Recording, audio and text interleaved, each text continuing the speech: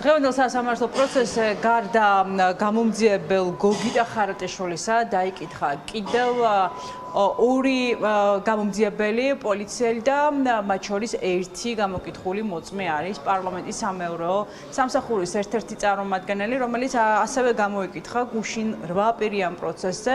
ეს არის ადამიანი მოწმე, რომელმაც სასამართლოს მისცა ჩვენება თუ რა ხარისხის დაზიანებები მიიღო პარლამენტის შენობამ და აღწერა სწორედ ის ზარალი, რომელიც მიადგა პარლამენტის შენობას. რაც ყველაზე მნიშვნელოვანი იყო მოწმემ სასამართლო პროცესზე. თქვა რომ მას არ დაუნახავს ვინ მიაყენა ეს დაზიანებები პარლამენტის შენობას გამომდინარე იქიდან რომ ის სამსახურში პარლამენტის შენობაში არ იმყოფებოდა ამ დროს. ერთ-ერთი ყველაზე მნიშვნელოვანი გამოდგა მოწმე გამომძიებლის გოგიტა ხარატაშვილის გამოკითხვა. ის აძლევდა ჩვენებას ერთ-ერთი დაკავებული სინდისის პატიმრის წინააღმდეგ მის ჯანუარჩაიას წინააღმდეგ და აღწერდა მისი დაკავების პროცესს რა დროსაც თავად ბრალდებულმა სინდისის პატიმარმა ითხოვა სიტყვა და მან კითხვა დაუსვა მოწმე გამომძიებელს რატომ იტყუებოდა ის სასამართლო პროცესზე მოსამართლის წინაშე როგორც თავად თქვა ჯანუარჩაიამ მოწმე პოლიციელი თავიდან ბოლომდე იტყუებოდა და ის არ აღწერდა სწორად იმ დეტალებს მან დაუსაბუთა კიდეც მოწმე პოლიციელს მისი დაკავების პროცედურები რა დაირღვა თუმცა მოწმემ გამომძიებელმა არ ჩაიასუთხრა რომ ის ვერ იგებდა რაზე საუბრობდა სინდისის პატიმარი. რომ მივედი არ მოძრაობდა.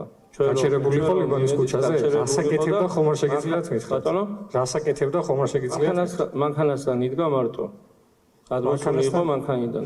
ბატონ ჯანოსთან ერთად ვინმე იმყოფებოდა ან ავტომობილში ან ავტომობილთან? არავინ არ იყო ჩვენ რომ მივედით ბატონ ჯანოსთან. მისი დაკავების შეტყობინება შევატყობინე მის ქალიშვილს. ჩემი დაკავებისთვის იცახით რომ ჩემ გოგოს იცოდა ყველაფერი. მე როდესაც საღამოს სადღაც ალბათ 9 საათზე მიმიყვანეთ სახლში. 9 საათამდე მე არ ვიცოდი, კი ვიცოდი ტერიტორიულად რომ ავჭალაში ვიმყოფებოდი, მაგრამ ვიყავი მანქანაში გამოკეტილი.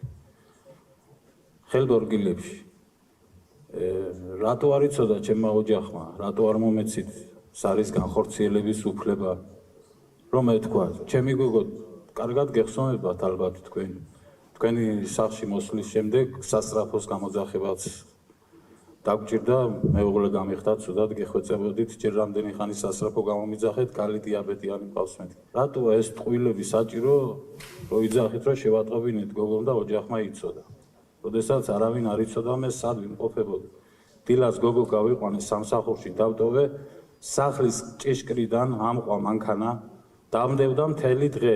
ჩემბიც ჰქონდა რაღაც პრობლემა და გამომძიებელმა დაურეკა იგივე ტყუილის სახით, მიგვიტყუეს პოლიციასთან. რომ ხელია საბუთებზე მოსაწერიო. პოლიციასთან მანქანა არ გქავდა გაჩერებული, რომ მანქანიდან გადმოგვიყვანეთ. ჩემი ბიჭიც დაკავებული გქავდა სხვათა შორის. და თქვენი ძახით მარტო დავაკავითო. არა, ვერ ხვდები რაზე გაბცავარი ხა. მე თქვენი ბიჭი მარტო იყავით პატრიცებულო. მარტო როგორ ვიყავი მანქანაში ვისხედით მე და ჩემი ბიჭი.